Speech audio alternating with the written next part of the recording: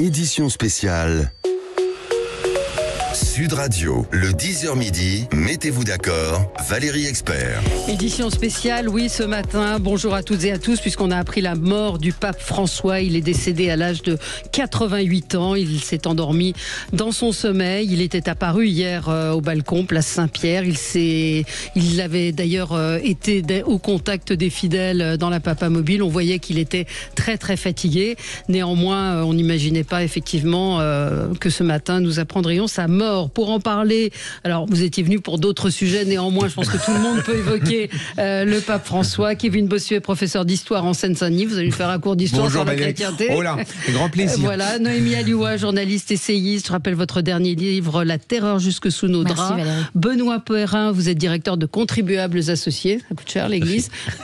Essayez de trouver un petit angle à chaque fois, pardon, on devrait pas rire. On peut faire des dons qui sont déductibles, comme vous le savez. Oui, et maintenant on peut payer, dans les églises, pour faire les dons, on peut parfois avec des... Beaucoup d'églises ont mis en place des quêtes électroniques, fait qu'effectivement, maintenant, avec la carte bancaire, vous pouvez faire un don sans contact, exactement. Mais sans reçus fiscaux du coup. Joseph Taillefer, bonjour, vous êtes auteur, conférencier et secrétaire général de Plastalliance, et votre livre s'appelle Plastic Bashing Lantos, aux éditions du Cherche Midi. Voilà, il est ici, Plastic Bashing, et moi je l'ai lu, en plus c'est très très intéressant parce que sur le plastique il y a énormément de fausses informations.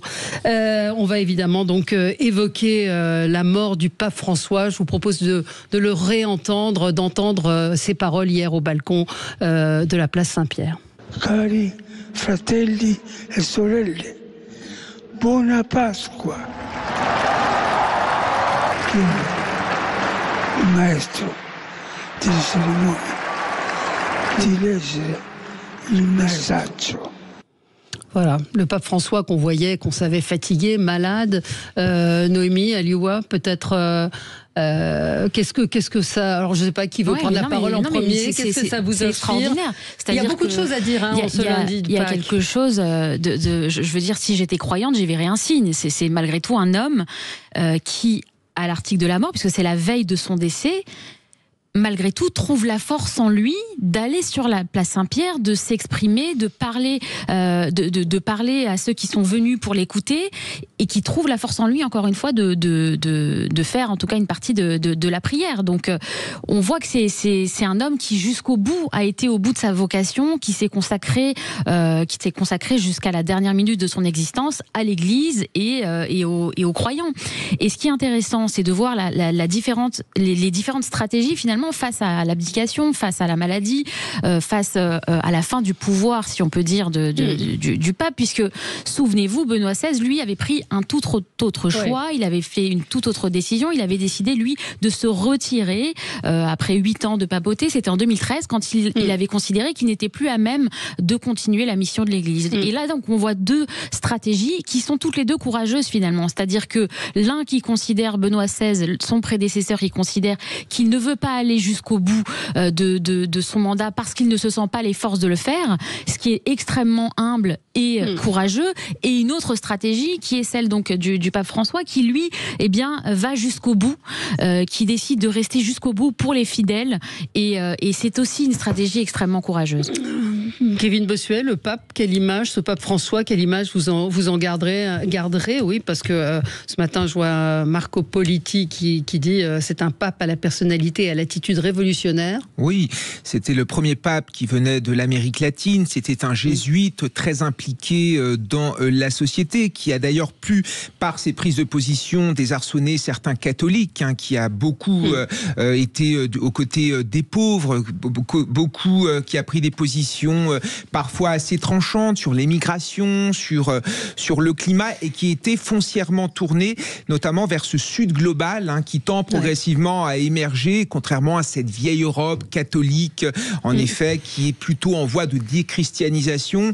En tout cas, c'est un pape qui a consacré en effet sa vie à l'Église, et j'ai souvent entendu dans le débat public nous raconter que Benoît XVI était plutôt un pape de droite et que François était plutôt un pape de gauche, mais ça n'a strictement aucun sens. Le but d'un pape, c'est de défendre la doctrine de l'Église. Le but d'un pape, c'est évidemment d'évangéliser, c'est de défendre les valeurs catholiques partout dans le monde. En tout tout cas, j'ai une pensée pour tous les catholiques de France, pour tous les catholiques du monde qui doivent être meurtris. C'est évidemment une épreuve pour tous ces gens-là. On vient de fêter Pâques et une pensée également plus particulièrement pour les catholiques français, parce qu'on a vu cette résurgence de la foi catholique au sein de la société française, avec, d'après les chiffres de l'Église catholique, une augmentation de 45% du nombre de baptêmes chez les adultes, une augmentation de 33% du nombre de baptêmes, notamment chez des adolescents, avec des pèlerinages qui font le plein. Je pense par exemple à ce pèlerinage le Frat, qui est un pèlerinage qui a été créé en 1908 et qui regroupe des lycéens parisiens, où cette année il y aura 13 500 pèlerins, et puis le jubilé à Rome, qui était évidemment un succès. Et les églises, on en parlait hors antenne, qui sont de plus en plus remplies. Je pense notamment à la messe de la Nativité, à la messe du mercredi des Cendres, où tous les prêtres vous disent en effet qu'il y a un regain de la foi catholique dans notre pays, et je pense que c'est plôt un bon message. On l'a pu le constater ce week-end avec des églises, un nombre record de catéchumènes, donc d'individus qui ont envie, qui se font baptiser à l'âge adulte, 17 000 je crois cette année, et des églises pleines effectivement pour le dimanche de Pâques. Pour vous, Benoît Perrin? Déjà c'est tout un symbole. Il part le lendemain de la résurrection de Jésus. Enfin, je veux dire, c'est quelque chose d'assez extraordinaire. Symboliquement, c'est incroyable. Donc ça, c'est le premier point. Ce que j'en retiens, c'est un Pâques à la fois populaire et politique. Alors populaire parce que il a exhorté les catholiques à aller convertir au-delà des périphéries, donc à aller convertir les cœurs partout où les âmes étaient présentes. Donc autrement dit, l'anti-pape mondain, c'est-à-dire que c'était un pape qui allait effectivement voir les pauvres, on l'a dit, voir vraiment tout le monde, ce qui est, je crois, assez, le message originel du catholicisme. Et ensuite, pas assez politique quand même, parce qu'il ne faut pas oublier les positions qu'il a prises sur l'immigration, sur Israël, sur la défense en gros des minorités, les propos peu amènes qu'il a tenus vis-à-vis du Premier ministre hongrois Orban, vis-à-vis de Trump. Enfin bref, un pape finalement assez politique. Et puis, un pape assez distant de la France quand même, parce que je crois qu'il faut le dire. On a l'impression je ne sais pas s'il en voulait à la France. En tout cas, il est venu à Marseille en disant « Je ne viens pas en France, je vais à Marseille ». Il n'est pas allé à Notre-Dame. Il n'est pas allé à Notre-Dame, il est allé en Corse. Il est quand même très, très, très, très identitaire, très, très nationaliste quasiment. Donc je ne sais pas tellement pourquoi il n'a pas eu la gentillesse quasiment de venir faire une visite aux Françaises. On pourrait évoquer les relations aussi avec Emmanuel Macron, qui ont été un peu fluctuantes et avec un comportement d'Emmanuel Macron qui avait été critiqué à l'époque. On va marquer une pause et on se retrouve dans un instant avec vous. On va parler évidemment donc de la disparition du pape François, mais également de ces baptêmes, de ces catéchumènes, et puis de ce regain d'intérêt ou d'engagement pour la religion catholique. À tout de suite. Édition spéciale Sud Radio, le 10h midi, mettez-vous d'accord, Valérie Expert. Ce matin, nous apprenions le décès du souverain pontife, le pape François, mort à l'âge de 88 ans. Il est mort pendant son sommeil. Il était intervenu hier, il était apparu plus précisément au balcon, place Saint-Pierre. Il avait fait un petit parcours dans la Papa Mobile pour aller saluer la foule, les fidèles qui étaient là.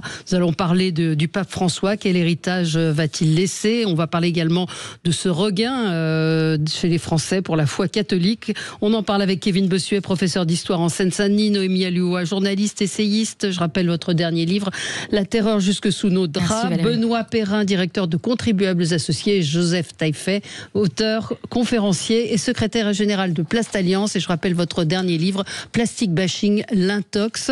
Évidemment, vous étiez invité ce matin pour évoquer d'autres sujets d'actualité. L'actualité, nous l'avons apprise à 10h ce matin, cette information. Donc le pape François est mort. On l'avait vu fatigué, diminué. Néanmoins, il avait tenu à être présent, je le rappelle, hier, place Saint-Pierre. En ligne avec nous, Jérémy Combe. Bonjour Jérémy. Bonjour Valérie. Bonjour, vous êtes journaliste, vous êtes à l'antenne de KTO, sur la chaîne KTO. Vous connaissez très bien la chrétienté, le catholicisme. Que vous évoque la mort du pape François, le lundi, le lendemain de Pâques, le lendemain du jour de la résurrection du Christ. Vous y voyez un symbole? Je n'y vois forcément un symbole. Après la stupéfaction, il y a aussi le le fait de se dire que de toute façon, sa vie ne pouvait plus être celle qu'elle était. Moi, je l'ai rencontré à Rome le 23 octobre dernier et il était vraiment déjà très affaibli avec une prise de parole qui était quand même assez compliquée. Il était aidé, il n'a pas beaucoup quitté sa papamobile et puis il était porté par ceux qui l'entourent. Moi, j'avais toujours pensé, pour avoir discuté avec des amis prêtres et un évêque très récemment, c'est qu'il attendait sans doute la fin de cette période de carême et Pâques. Alors, est-ce qu'il allait dire qu'il arrêtait après Pâques? Est-ce qu'il avait attendu justement Pâques 2025 pour le dernier envol? Je pourrais pas dire ce qu'il en est à sa place. On ne décide pas de sa mort en même temps. Donc c'est vrai que voilà, le lendemain de Pâques, je vous ai eu avant l'émission, vous me disiez, en avoir discuté effectivement avec un évêque qui vous disait, il attendra la fin du carême, il attendra Pâques. On ne décide pas, mais on a quand même beaucoup d'exemples autour de nous. Certaines personnes attendent de voir une personne de leur famille qui met 3 jours à arriver et au moment où elle la voit, elle nous quitte. Donc là, je pense qu'on peut y voir le symbole effectivement qu'il a, passez-moi l'expression, lâché la rampe juste après Pâques. Et puis peut-être aussi que émotionnellement, ce qu'il a fait hier, qui était quand même assez remarquable vu son état de santé, a été aussi sur le plan émotionnel quelque chose d'assez fort. Et c'était peut-être la dernière fois qu'il était capable de donner autant ou de recevoir autant aussi. Oui. Qu'est-ce que vous retiendrez de lui, de ce pape? Un pape qui était quand même, tout le monde le dit, qui était proche des pauvres, qui était en même temps assez discret et quand même très présent. C'est-à-dire que quand il disait quelque chose, on savait qu'il fallait pas rigoler avec. C'était un peu un homme de conviction, évidemment, mais aussi un tempérament assez fort sous un physique assez bonhomme. Oui, c'est vrai qu'il avait un côté assez sympathique, en tout cas quand on le voyait, assez chaleureux pour les gens qui l'ont rencontré. Tout à l'heure, on aura Rafik Smati avec nous qui l'a rencontré à 2 reprises. Joseph Taillefer, quelle image vous aviez, vous, de ce pape François ? Je pense que ça doit être le seul pape dont l'une des encycliques figure au bureau des écologistes. Marine Tondelier avait reconnu effectivement qu'elle avait gardé un exemplaire de l'encyclique Laudato Si, parce qu'effectivement c'est un pape qui a beaucoup travaillé sur la partie climat, réchauffement climatique, lutte contre le consumérisme, et c'était assez novateur, on va dire, de ce point de vue-là. Donc c'est sûr que c'est un pape qui va marquer son époque. Comme l'a dit Kevin, j'ai vraiment une pensée pour tous les catholiques de France et du monde qui sont touchés. Maintenant, la question qui va automatiquement arriver, c'est qui va venir derrière, qui va succéder. Donc le conclave des retraites est tombé à l'eau, mais je pense qu'effectivement on va avoir le vrai conclave aujourd'hui qui va s'ouvrir, et ce sera intéressant de voir justement quelle nationalité notamment aura le futur pape. Et quelle tendance aussi, parce que malgré tout c'était un pape qui était réputé comme étant un pape progressiste, humaniste, qui effectivement appelait à aider les plus faibles, les plus vulnérables, les pauvres, les migrants, mais qui clivait aussi d'une certaine façon entre les catholiques entre guillemets de gauche et les catholiques entre guillemets de droite. C'est-à-dire qu'il y avait un clivage. Ce pape aussi clivait et certaines de ses positions, avec un certain nombre de ses positions, j'ai entendu certains amis catholiques, disons de plus de droite, qui n'étaient pas forcément tout à fait en accord avec ça. Donc la grande question, c'est est-ce que à ce pape progressiste va succéder un nouveau pape plutôt traditionnaliste, parce que effectivement la dimension politique, elle est aussi très importante. Oui. Non, je crois que c'est le sujet de fond, il est aussi là-dessus, c'est-à-dire que il faut bien comprendre que, y compris dans les églises, il y a des affrontements politiques, des affrontements idéologiques. Au-delà de l'aspect un peu intemporel du message du Christ, effectivement, il y a demain quel pape. Et demain quel pape, en fait, il dépend aussi du pape actuel, puisque comme vous le savez, c'est le pape qui décide en fait de la composition du conclave en nommant un certain nombre de cardinaux qui ensuite vont pouvoir élire le pape de demain. Donc en fait, il y a quand même de grandes chances que ce soit finalement un pape dans la lignée du pape d'aujourd'hui, du pape d'hier, qui soit élu, parce que précisément il a logiquement tendance à nommer des cardinaux qui sont dans la même, il en avait nommé 88. Voilà. J'ai lu ce matin. Je crois qu'ils sont une grosse centaine à voter. Donc a priori, il a quasiment préparé le terrain pour avoir un pape qui corresponde à ses convictions. Et c'est vrai que vous avez raison, il a quand même déboussolé de nombreux catholiques. Certains catholiques les plus traditionnels estiment même qu'il leur a mené une guerre féroce. Et donc, je pense qu'effectivement, l'ensemble des catholiques vont regarder avec une certaine curiosité, effectivement, quel va être le prochain pape, et surtout ce qu'il va dire, parce que le pape d'aujourd'hui est effectivement on va dire, dans la tendance plutôt progressiste. Jérémy Combe, quelle suite, effectivement, quelle succession on peut imaginer, même si c'est compliqué de dire. Je rejoins un peu tout ce qui se dit, j'ai pas beaucoup d'idées, et en plus, ça se passe vraiment en dehors de tout ce que nous sommes, nous. Oui. Donc, ce serait bien que... Je pense qu'il faudrait qu'il y ait une continuité pour que ce pape qui a quand même... était justement, vous l'avez dit, enfin une de vos invitées l'a dit, il réunissait un peu la gauche, la droite, les pauvres. C'était quand même un pape qui était populaire sans être et en étant respecté. Enfin, il avait plusieurs atouts et il savait gérer un peu ce statut de pape. Moi, pour l'avoir, je vous dis, vu à Rome récemment, il y avait une effervescence et peu importe les milieux et peu importe les personnalités qui étaient présentes. Ça, c'était assez touchant parce qu'on a eu des papes beaucoup plus clivants. Oui. Vous connaissez le processus des obsèques. Les obsèques, je vois, dureront 9 jours. Après quoi, un conclave sera organisé pour élire le prochain souverain pontife. Oui, c'est ça. Il y a tout un protocole, ce qui permet quand même à toutes les personnalités il y a aussi tout le côté effectivement religieux lié à sa tâche, mais il y a aussi tout le côté de laisser le temps à tous ceux qui veulent venir du monde entier, la possibilité d'être présents le jour de ses obsèques. Merci Jérémy Combe d'avoir été avec nous ce matin. Je rappelle qu'on peut vous retrouver sur l'antenne de KTO. Merci à vous. Et je précise que c'est le cardinal Camerlingue, l'Irlandais Kevin Farrell, qui assurera l'intérim. On peut ajouter un petit mot ? Oui. Simplement, pendant la publicité, on discutait avec Benoît. Si j'ai un conseil à donner aux personnes qui nous écoutent, c'est de regarder le film Conclave, qui est en ce moment disponible sur les plateformes de téléchargement, enfin surtout sur les plateformes comme Canal VOD, etc. Et en fait, c'est très intéressant parce que vous voyez les jeux de pouvoir qui se jouent entre les progressistes et les traditionalistes, entre ceux qui voudraient qu'on conserve la messe en latin et ceux qui voudraient qu'on soit beaucoup plus progressiste. C'est extrêmement intéressant de voir à quel point c'est du jeu extrêmement politique qui se joue au moment où on choisit un pape. C'est très long, il y a toute une tradition qui est mise en place et ce film est très intéressant pour ça, même si la fin est très surprenante. La fin est assez ratée et gâche un peu la... Vous l'avez vu les uns et les autres? Non, vous l'avez pas vu, Joseph?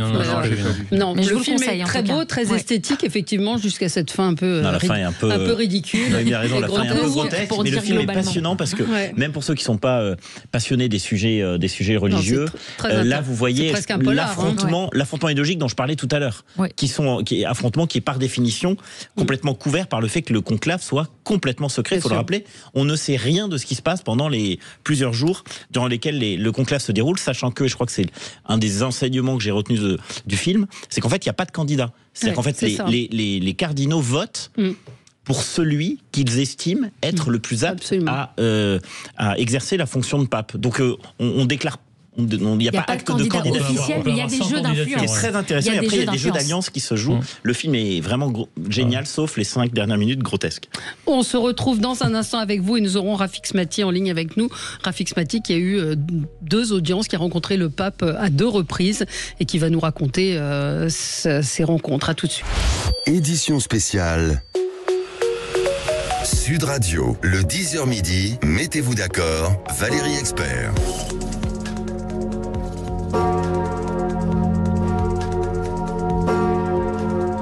Voilà, les cloches de la basilique Saint-Pierre ont retenti ce matin 88 fois, 88 coups de cloche pour la mémoire du pape François, le pape François qui est décédé à 7h35 très exactement ce matin, le pape François qui s'était pourtant présenté hier à la foule, qui avait même été au contact des chrétiens qui étaient rassemblés place Saint-Pierre. Il est mort visiblement pendant son sommeil, c'est en tout cas ce qui nous est indiqué ce matin. On en parle évidemment ce matin avec vous, vos réactions également sont les bienvenues et nous sommes en ligne avec Rafik Smati. Bonjour Rafik. Bonjour Valérie. Vous êtes chef d'entreprise, président du mouvement Objectif France, vous êtes régulièrement sur notre plateau. Vous aviez rencontré le pape François à 2 reprises. Racontez-nous dans quel cadre et comment s'étaient passés ces entretiens. Alors effectivement, j'ai rencontré le pape François à 2 reprises. La première fois en octobre 2022 et la deuxième fois en mars 2024.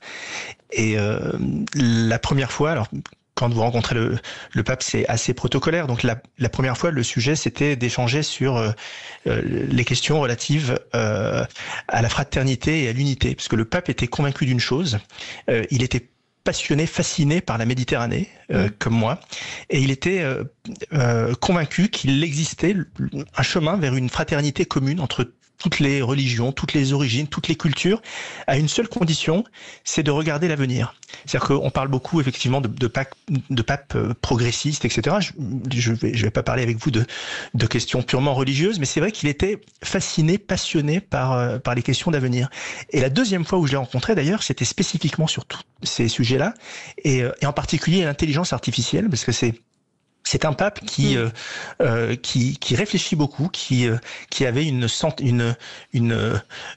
vision, qui avait une sensibilité sur tous ces sujets-là. Et donc nous avons parlé d'intelligence artificielle. Et moi, ce qui m'a marqué quand j'ai abordé ce sujet avec lui, vous savez, quand vous êtes en face d'une personne et que vous voyez le regard, vous voyez les gestes. Et quand j'ai évoqué le sujet intelligence artificielle, il a levé les yeux au ciel et il m'a regardé et il m'a répondu en français, ça me donne le vertige.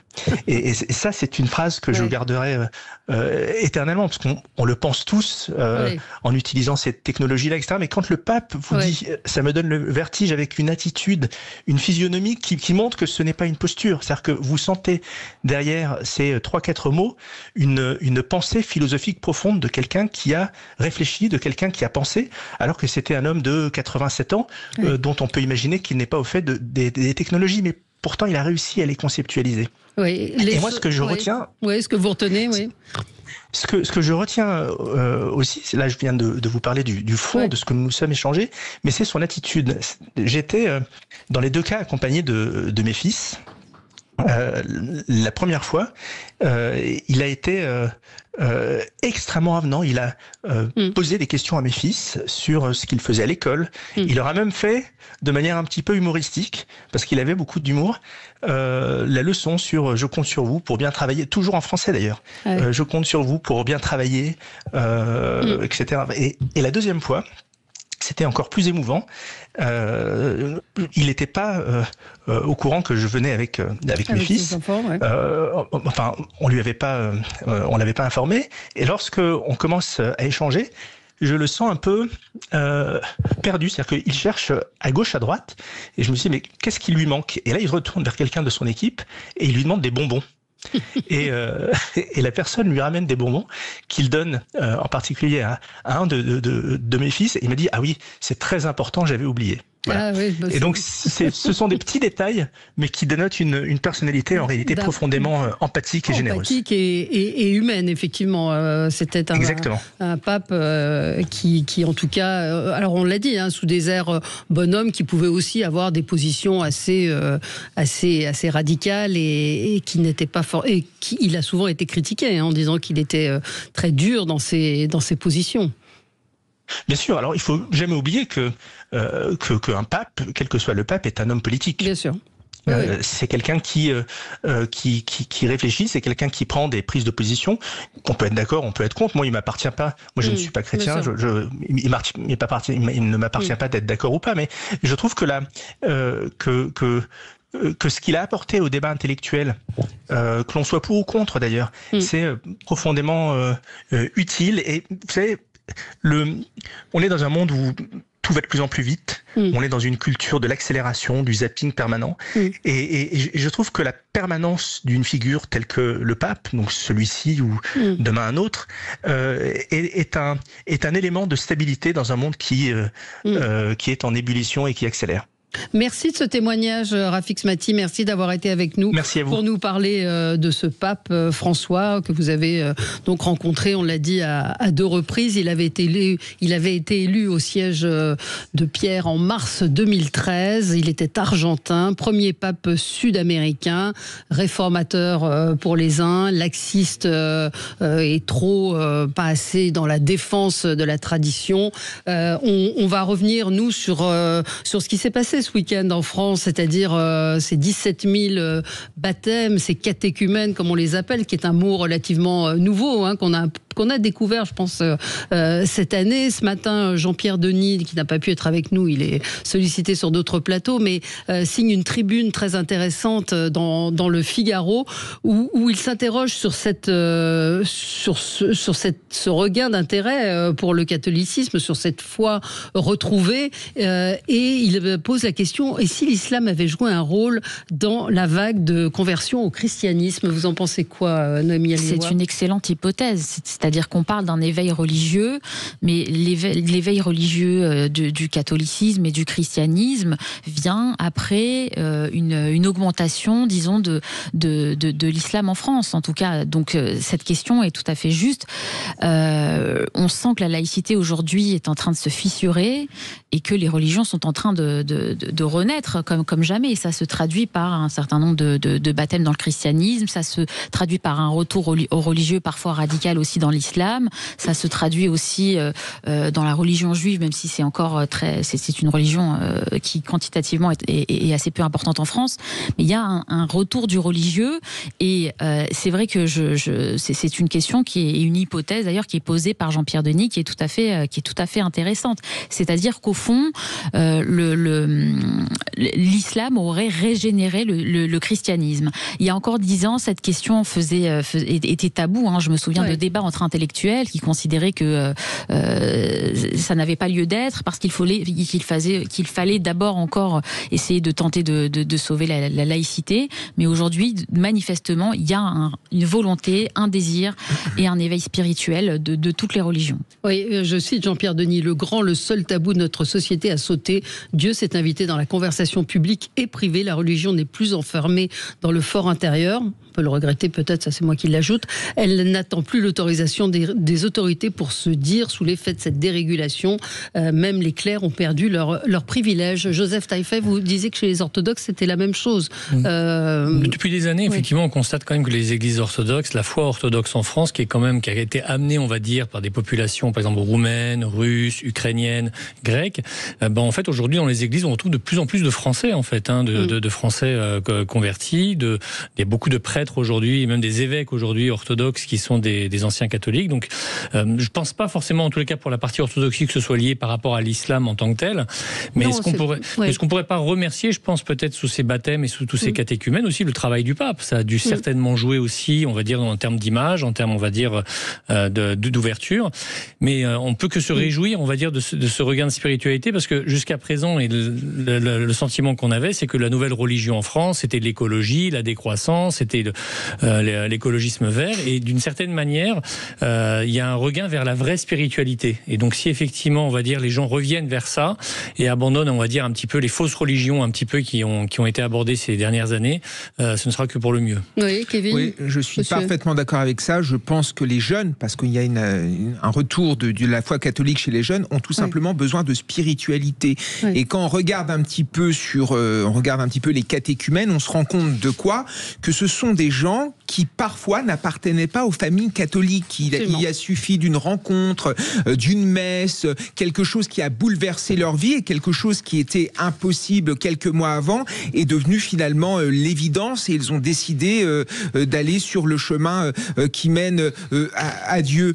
Et il y a même des conversions des musulmans qui deviennent catholiques. C'est un petit phénomène, en effet, que l'on constate. En tout cas, on est dans un monde qui est très compliqué, où vous voyez bien le doute s'installe énormément. Il y a eu la crise du Covid, il y a eu le fait que finalement les idéologies politiques sont également tombées, donc les jeunes ont besoin véritablement de croire, et je pense que même si on n'est pas croyant, même si on est athée ou agnostique, on est tous habités par ce qu'il y a après finalement la mort, avec peut-être ce désir d'immortalité, de se dire que finalement après la mort il y a potentiellement le royaume de Dieu qui nous est ouvert et qui est surtout ouvert à tous. Ça peut en effet en convertir certains. En tout cas, ce retour de la spiritualité, moi je le constate. J'ai plein d'amis qui sont croyants catholiques, mais qui n'allaient jamais à la messe tous les dimanches, qui retrouvent l'envie finalement de pratiquer de manière intensive. Et juste un mot aussi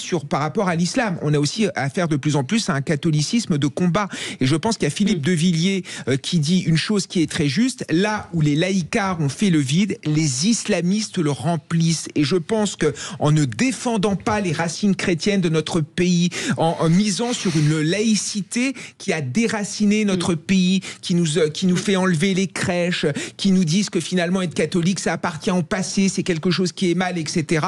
Je pense qu'on a laissé aussi l'islam prospérer. On est dans une guerre de civilisation, il faut quand même le mettre en avant. C'est le cas évidemment au Proche-Orient, évidemment, où vous voyez bien qu'il y a une guerre typiquement de civilisation, mais c'est également en Europe, et cette résurgence catholique, c'est un moyen également de contrer cet islam politique qui va à l'encontre de tout ce que nous sommes, de nos valeurs, de nos idées, de nos croyances, de notre identité, de notre culture et de notre civilisation. On va y revenir dans un instant avec vous également, Benoît Perrin. À tout de suite sur Sud Radio. Sud Radio. Sud Radio, le 10h midi, mettez-vous d'accord, Valérie Expert. Et nous sommes en édition spéciale ce matin, puisque nous avons appris le décès du pape François. C'est un événement, un événement important. On en parle avec Kevin Bossuet, Noémie Alioua, Benoît Perrin et Joseph Taillefer. Je vous lis l'extrait d'un tweet d'un de nos confrères journalistes, Paul Sugy, au Figaro, qui fait un très joli post en parlant de ses convictions à lui. Et il dit: le pape François restera dans l'histoire de l'Église l'infatigable prédicateur d'un refus absolu de l'égoïsme et un apôtre de la communion. Est-ce que ça en fait un pape de gauche? Peut-être, après tout, mais certainement pas un pape à la mode. Il faudra du temps sans doute pour que cicatrisent certaines fractures que son pontificat a ravivées. Néanmoins, il dit qu'il lui garde son affection et que ça a été un pape important. Benoît Perrin, sur ce qu'on disait sur ce regain de foi chez les jeunes Français, chez les Français en général, puisqu'on voit que les églises sont de nouveau, on se rend de nouveau dans les églises. Je crois qu'il y a 3 phénomènes qui ont été, en tout cas 2 d'entre eux ont été évoqués il y a quelques minutes. Le premier, effectivement, c'est l'espèce de besoin de transcendance que finalement nous avons tous, quelles que soient pour le coup nos croyances. Et c'est vrai que on est dans un monde quand même très, pour le coup, consumériste, très où il y a une espèce de relativisme ambiant. Et je pense qu'au fond de nous, on sait quand même que pour aller très vite, il y a du bien, il y a du mal, quand même, malgré tout. Et l'Église sert aussi à ça, je crois. Les Églises servent à ça, nous rappeler quand même que la morale existe et qu'au fond de nous, on est au final capable quand même de discerner le bien et le mal. C'est le premier point. Deuxième point, c'est vrai qu'on voit quand même une espèce de...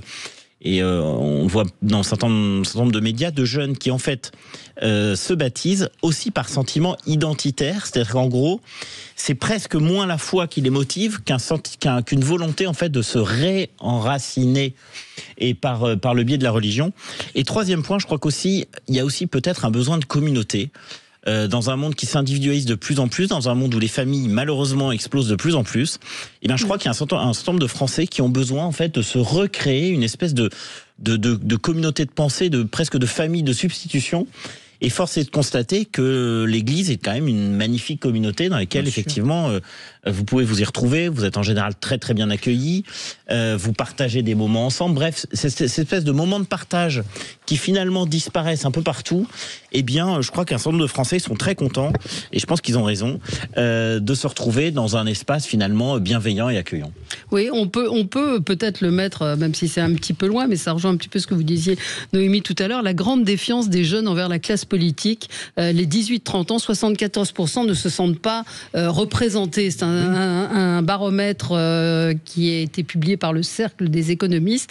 Les jeunes apparaissent intéressés par la politique, mais très peu enclins à se rendre aux urnes. Il y a aussi peut-être ce besoin de refuge ailleurs que dans ce matérialisme et dans cette parole. Je sais pas ce que... C'est intéressant parce que oui, vous pointez quelque chose qui pourrait pas sembler presque paradoxal, c'est-à-dire qu'à la fois il y a une forme de désaffiliation politique, ou en tout cas de l'action politique en tant que telle par le vote, et d'autre part, par contre, il y a une sorte de régénérescence de l'action religieuse et spirituelle.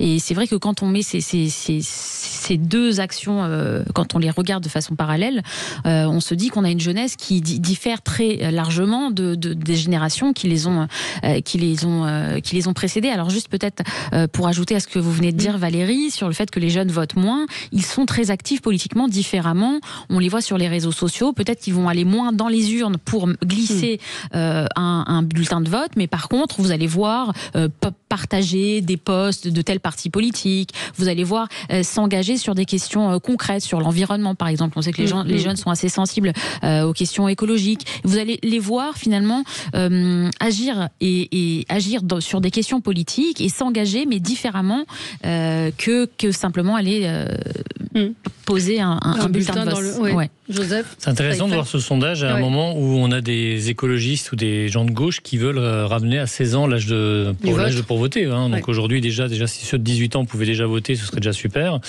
Mais effectivement, il y a une défiance vis-à-vis des politiques. Alors, quelles sont ces raisons? Est-ce que c'est l'âge? Aujourd'hui, là, on voit quand même énormément d'hommes et de femmes politiques jeunes, qui pourtant, il y a un choix quand même assez important en termes de possibilités. On a eu un président également qui était quand même, qui est toujours quand même assez jeune et qui était quand même le plus jeune de la Ve République quand il a été élu. Mais on se rend compte aujourd'hui que les apparences ne suffisent plus, quoi. C'est qu'à un moment donné, aujourd'hui, les gens cherchent du fond, et qu'aujourd'hui, effectivement, il y a vraiment une déception par rapport à ce que effectivement le pouvoir politique peut faire, qui aujourd'hui, d'une certaine manière, est vraiment impuissant à répondre aux besoins, on va dire, de la jeunesse aujourd'hui. Oui, mais c'est comme ça d'ailleurs, parce qu'il y a une auditrice qui me dit vous faites la guerre des religions. Non, on ne fait pas la guerre des religions, mais je connais un petit peu le Maroc, comment certains islamistes se sont imposés, c'est en allant remplir le vide de l'État et en distribuant et en prenant la place de l'État dans certains quartiers, en fournissant des crayons, des papiers et en étant là et en les accompagnant. C'est aussi comme ça que ça fonctionne. Hein. C'est ce que disait Benoît aussi sur le lien social que permet la religion. On parlait de l'Église, mais c'est valable pour toutes les religions. C'est-à-dire qu'effectivement, dans une société où Dieu n'existe plus, la société post-moderne, l'une de ses caractéristiques, c'est la solitude. C'est des gens qui sont de plus en plus seuls et qui trouvent aussi dans la religion un carcan, une sécurité, une façon de penser, une communauté aussi qui pour le pire comme pour le meilleur. Une identité. Après, pour faire le lien avec le sondage sur les jeunes, ce qui me frappe aussi, une espèce de paradoxe, j'ai l'impression, c'est que vous avez un pape qui était globalement, alors je vais aller très vite, plutôt de gauche, et pour autant, quand vous parlez aux prêtres, qu'est-ce qu'ils vous disent? Ils disent que globalement, les séminaires qui fonctionnent bien, c'est plutôt des séminaires plutôt traditionnels, que la jeunesse catholique, qui était très engagée, notamment au moment de la manif pour tous, en fait, la jeunesse qui se réinvestit dans l'Église, c'est plutôt une jeunesse conservatrice. Et c'est assez amusant, je trouve, de voir une espèce de dichotomie entre la tête de l'Église, qui a jamais été, entre guillemets, aussi ouverte, et de l'autre côté, une jeunesse qui a jamais été aussi radicale. Et radicale n'est pas un terme du tout péjoratif de ma part. Hein. C'est juste de dire qu'il y a comme voilà, une espèce de dichotomie. Et en fait, on voit aussi, j'ai l'impression que le fait de tenir un discours en haut de l'Église, finalement relativement relativiste, ne permet pas de remplir les églises avec des gens relativistes. J'aurais presque à dire au contraire.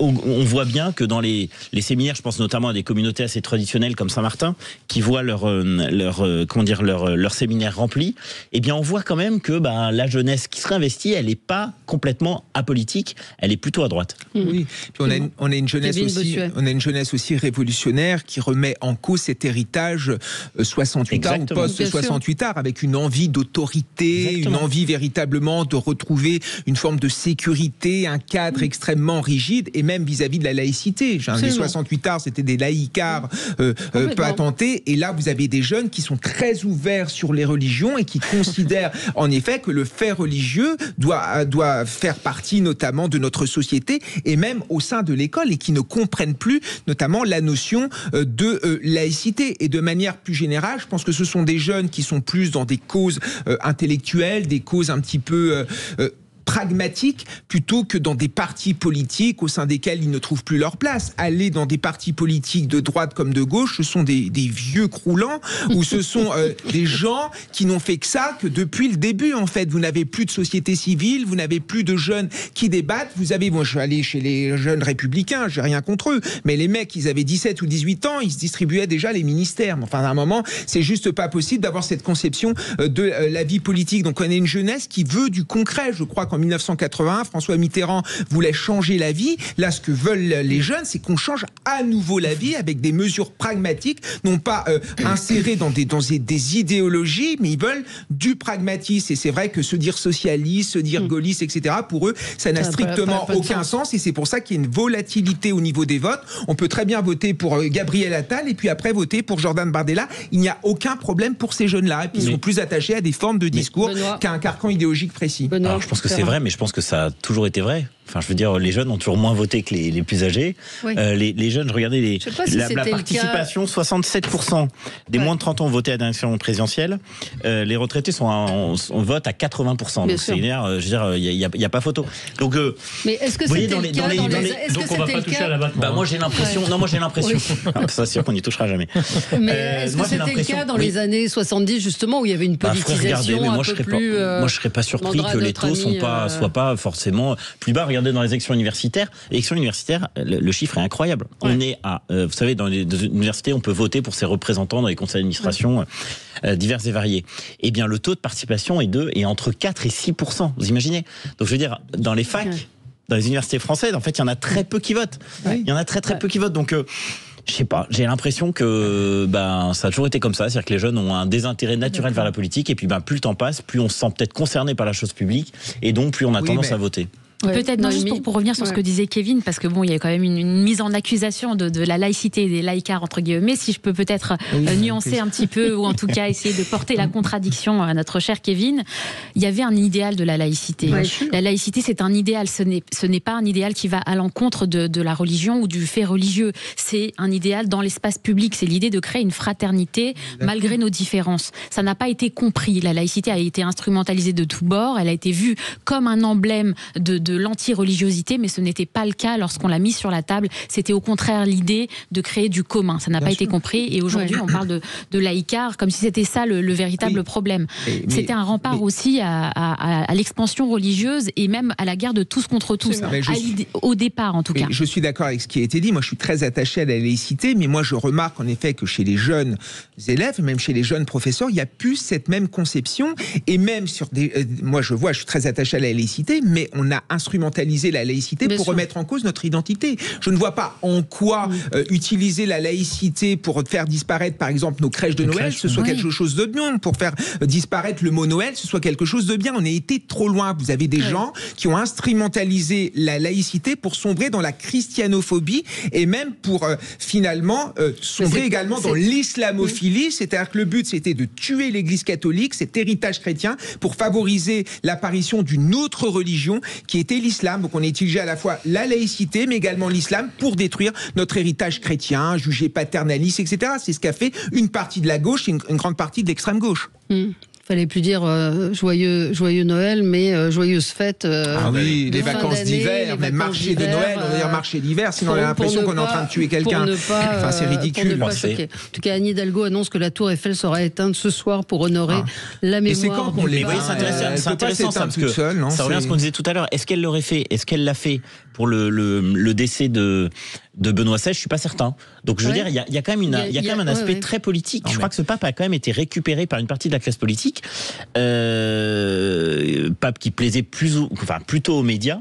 Je trouve que c'est intéressant parce qu'encore une fois, derrière la mort de ce pape, il y a aussi une traduction politique d'adhésion d'une certaine partie de la gauche, pour aller très vite. Là, ça va être la voie, la grande farce des gens qui sont sans arrêt dans la christianophobie, qui remettent en cause nos crèches, nos racines chrétiennes, qui vont nous dire « Oh, c'est horrible, écoutez-moi ce pape, il était proche des migrants, etc. » Ça va être ça pendant quelques jours, des gens qui ne connaissent rien à la religion catholique, et évidemment, ça va être une énorme farce comme d'habitude. Oui, surtout que ils vont oublier très probablement que ce pape était quand même foncièrement opposé à l'euthanasie, ce pape était foncièrement opposé à l'avortement. Il appelait les médecins qui pratiquaient l'avortement des tueurs à gages. Donc toute cette partie effectivement politique va oublier ce qui le gêne profondément, en l'occurrence les sujets liés à la vie. On se retrouve dans un petit instant avec vous sur Sud Radio. À tout de suite. Mettez-vous d'accord, Valérie Expert.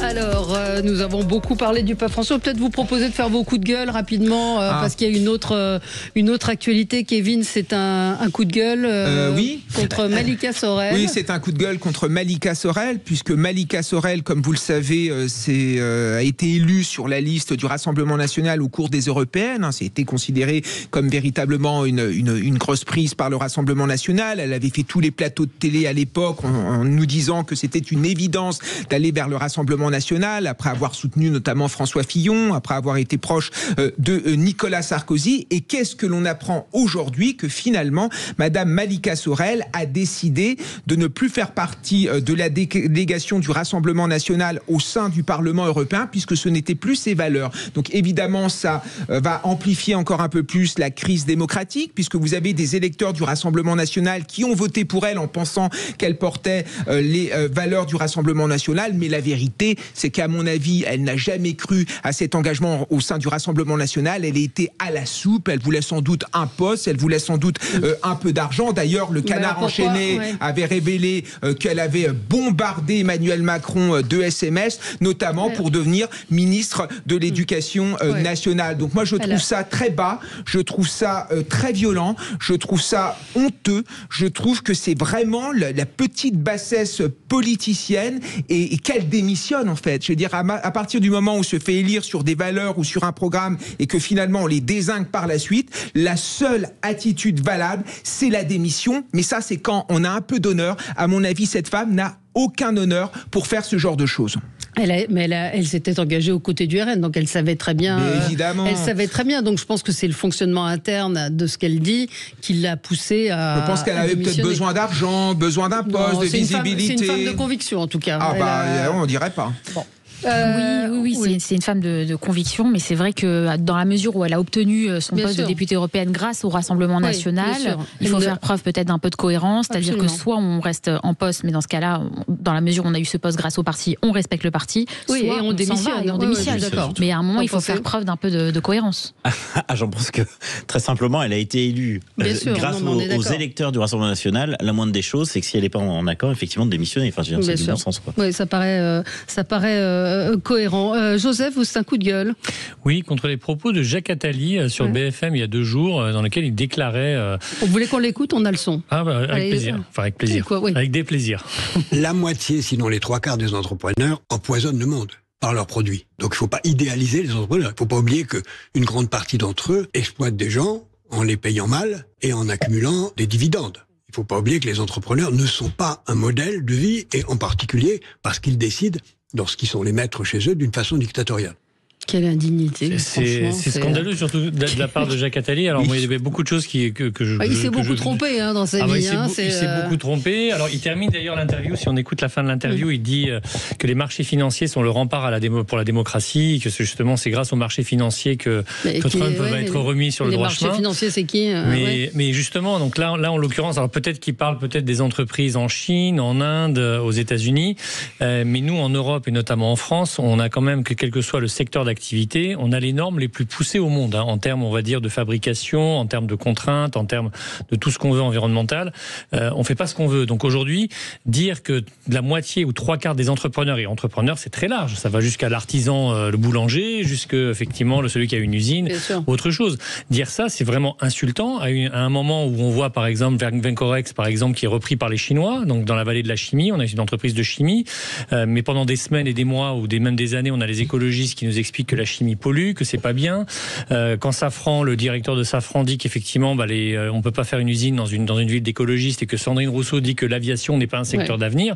Enfin, à un moment donné, on marche sur la tête aujourd'hui. Donc j'ai envie de dire, les histoires de taxes, de douane, de Trump, j'ai presque envie de dire, ça c'est quelque chose qui va passer. Ce problème sera réglé. La question, c'est l'après, c'est-à-dire est-ce qu'on va avoir encore les mêmes personnes qui vont faire le même accueil aux industriels, parce qu'aujourd'hui honnêtement il y a beaucoup plus d'intérêt à investir en dehors de la France dans l'UE, mais dans d'autres pays de l'UE qu'en France aujourd'hui. Oui, c'est effectivement consternant. Non, mais c'est consternant, je veux dire, on a un problème de création de richesse en France, et on a un, entre guillemets, grand intellectuel qui vient devant des centaines de milliers de Français dire qu'en gros, taper sur les entrepreneurs. Alors je veux dire, on crève en France de ne pas avoir assez d'entrepreneurs, et il y a encore des gens pour caricaturer, entre guillemets, le métier d'entrepreneur. Je veux quand même rappeler que les entrepreneurs, d'abord, évidemment, ils créent de la richesse, et puis ils créent de l'emploi, le cas échéant, et je crois qu'on a besoin précisément de gens qui embauchent d'autres personnes personnes. Donc chacun ses talents. Il y a des talents il y a des gens qui sont faits pour entreprendre. Et ben il faut tout faire pour qu'ils entreprennent et qu'ils entreprennent en France. Non mais c'est invraisemblable. Il parle de dictature quand même. Le fait de manager une entreprise, c'est être un dictateur. Benoît, coup de cœur. Alors en décalage avec la thématique de la journée, mais quand même, on va saluer à nouveau le travail absolument inlassable de nettoyage de la Cour des comptes. Alors il y a quelques jours, il y a la Cour des comptes qui a sorti un rapport sur ce qu'on appelle les taxes à faible rendement.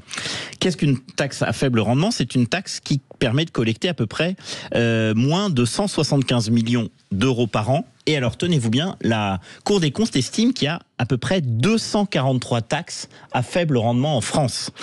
Et ces taxes permettent de collecter à peu près 6 milliards d'euros, c'est-à-dire globalement 0,5% de la collecte totale d'impôts en France. Donc inutile de vous dire qu'elles finalement elles pèsent très peu, elles ont un rendement qui est faible. Alors il y a et quoi par exemple dans ces taxes ? Alors il y a quoi ? Il y a la taxe sur la production et la distribution d'œuvres cinématographiques.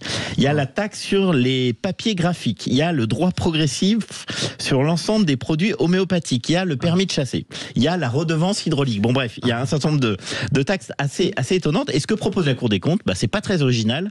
C'est donc de supprimer ces taxes pour justement lutter contre le côté illisible de la fiscalité française et puis très simplement faciliter le travail des fonctionnaires qui collectent ces taxes. Parce qu'il faut jamais oublier que s'il y a des taxes en France, derrière il y a des fonctionnaires qui les collectent. Et donc du coup, et ça il faut le rappeler, il y a quand même un chantier de simplification qui a été lancé en 2018. Et depuis 2018, il y a 74 taxes qui ont été supprimées, mais la Cour des comptes se plaint en disant que depuis 2 ans, il y en a 12 nouvelles qui ont été créées. Et donc la Cour des comptes est très simple, elle propose en 2026 de supprimer 44 taxes qui ont déjà été identifiées par ses services. En 2027, d'en identifier, d'en supprimer 30 autres. Et puis, naturellement, de systématiser la démarche, en fait, de la rentabilité de telle ou telle taxe. Comme vous le savez, on bat des records en termes d'imposition. C'est-à-dire qu'on a un taux de prélèvement obligatoire à peu près de l'ordre de 44%, ce qui nous donne une triste médaille, à savoir d'être champion d'Europe de la fiscalité. Mais en plus... c'est peut-être pas fini. Voilà, mais d'abord, c'est pas fini, exactement. Et en plus, non seulement on en a beaucoup, et on a des taux importants, et en plus, on en a énormément. Donc, une fois n'est pas coutume, il faut absolument, encore une fois, suivre les recommandations de la Cour des comptes. Parce qu'elle fait des rapports exceptionnels. Mais qui ne sont jamais suivis. Mais le problème, alors, ils sont suivis à 70%. À peu près, il y a 70% des recommandations de la Cour des comptes qui sont suivies. À ce point-là ? À ce point-là, non, c'est pour ça que... c'est pas les plus gros qui sont... C'est pas les plus gros dépassements. Noémie ? Oui, un petit mot sur une information qu'on a appris ce matin. C'est une délégation d'élus d'extrême gauche, puisqu'ils appartiennent à LFI, Écolo et PCF, qui devaient se rendre en Israël dans 2 jours et qui ont vu leur visa annulé par l'État d'Israël. On se doute qu'ils ne se rendaient pas dans ce pays pour enfiler des perles, puisque régulièrement, un certain nombre d'entre eux accusent Israël, je cite, de génocide. Un certain nombre d'entre eux, d'ailleurs, adhèrent au BDS, ce mouvement de boycott qui appelle au boycott des produits israéliens, et qui aujourd'hui, ces personnes politiques, ces élus s'étonnent d'être boycottés eux aussi par l'État d'Israël.